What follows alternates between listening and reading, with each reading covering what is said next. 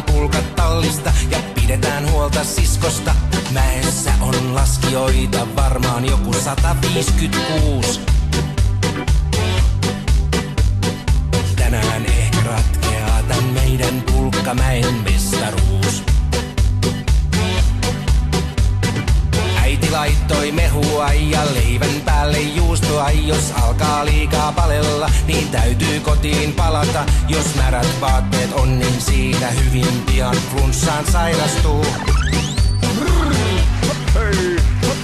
Sitten pitää vielä muistaa juttu, joka joskus unohtuu. Kuka sammutti valot?